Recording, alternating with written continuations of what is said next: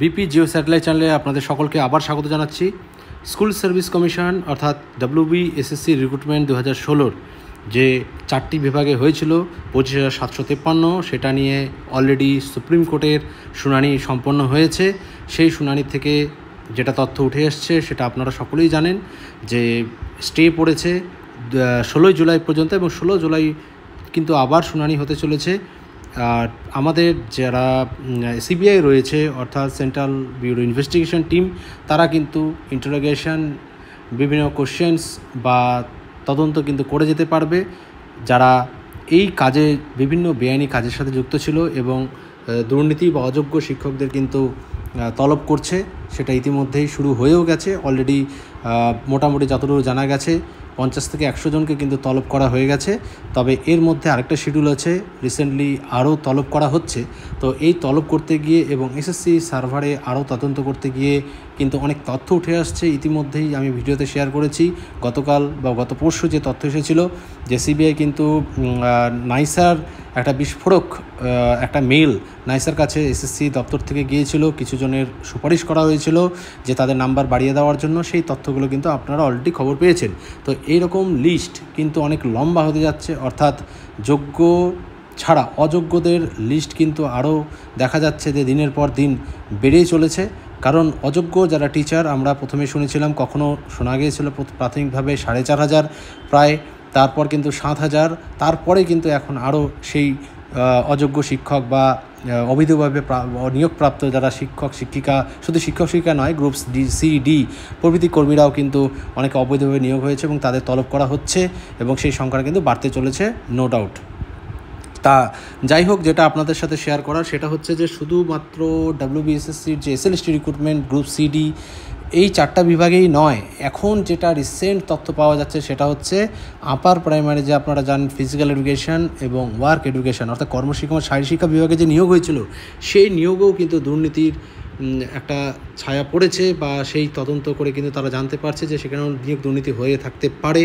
এমনকি TV9 বাংলা বিশেষ যে নিউজ চ্যানেল রয়েছে আমাদের, সেই সংবাদে কিন্তু তারা দেখাচ্ছে যে না, এরকম কিন্তু খবর পাওয়া গেছে যে সেখানে অনিয়ম হয়েছে।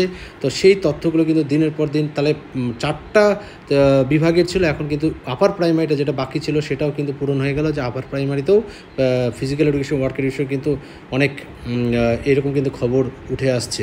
তো যাই হোক, সেই লিস্ট কিন্তু দিনের পর দিন লম্বা হবে, এটা অনস্বীকার্য। আর হচ্ছে একটা কথা বলে থাকি যে এসএসসির যে মেইল নাইসাকে করা হয়েছিল, সেখানে নাইসার, আপনারা জানেন যে নাইসার যে বর্তমান কর্তা নীলাদ্রি দাস, তার কাছে কিন্তু একটা বড় ভেট অর্থাৎ পুরস্কার, কোনো একটা উপহার দেওয়া হয়েছিল, যে নাম্বার যাদের বাড়ানো হবে সেই অনুযায়ী কিন্তু তাকে বড়সড় একটা কিছু টাকার থেকে শুরু করে কিছু দেওয়া হয়েছিল, এমনটা জানা যাচ্ছে, যে নাম্বার বাড়ানোর জন্য। শুধু তাই নয়, এছাড়াও এর সাথে কিন্তু আরও কয়েকজন যুক্ত হয়েছে বা যুক্ত আছে, যতদূর TV9 বাংলা নিউজ সূত্রে জানা যাচ্ছে। আর তাছাড়াও কিছু ইমেল কিন্তু আরও অনেকজনের কাছে গোয়েন্দারা খবর পেয়েছেন যে গিয়েছিল, এবং যাদেরকে ডাকা হচ্ছে, তলব করা হচ্ছে ইতিমধ্যে। আমরা জানি যে 9, 10, 11, 12 এবং গ্রুপ সি-ডি কর্মীদের কিন্তু কিছু জনের যারা অবৈধভাবে বা এই দুর্নীতিকাণ্ডে যুক্ত ছিল তাদের কিন্তু তলব করা হচ্ছে, এবং তাদের কাছ থেকে কিন্তু আরও অনেকজনের নাম কিন্তু উঠে আসছে, যেগুলো হয়তো সেই লিস্টে নেই, লিস্টের বাইরে, সেগুলো কিন্তু এখন লিস্টের মধ্যে আসছে। তো সেহেতু বলাই যায় যে, যেমন আমরা বলি যে কান টানলে মাথা আসে, তো সেরকমই কিন্তু বিষয়টা সেই দিকে গড়াচ্ছে। তবে একটা কথা বলতেই হয় যে দিনের পর দিন যেমন জটিল আকার ধারণ করছে, আমরা জানি যে যোগ্য অযোগ্য সহজ পদ্ধতিতে আলাদা করে দিবে, কিন্তু সেই আলাদা করাটা কঠিন কাজ হয়ে যাচ্ছে বলেই মনে হচ্ছে। কারণ ওই যেমন একটা উদাহরণ আছে যে দুধ থেকে জল আলাদা করাটা যেমন মুশকিল, সেরকমই এমন একটা পরিস্থিতি দাঁড়িয়েছে যে মনে হচ্ছে যে সেই দুধের মধ্যে জল মিশ্রিত অবস্থায় রয়েছে। তা যাই হোক, আগামীতে কি হচ্ছে সেটা অবশ্যই আমরা সেদিকে চোখ রাখবো। তবে যে খবরগুলো উঠে আসছে সেটা আপনাদের সাথে শেয়ার করলাম। প্রায় 2,500 জনের লিস্ট রয়েছে সিবিআইয়ের কাছে, যাদেরকে জিজ্ঞাসাবাদ করবে বা তলব করবে। তো তার মধ্যে প্রায় 100 জনের কিন্তু তলব শেষ, বা আরও বেশি হয়ে থাকতে পারে, যেটুকু আমরা অথেন্টিক বা আনঅথেন্টিক সূত্রে খবর পাচ্ছি।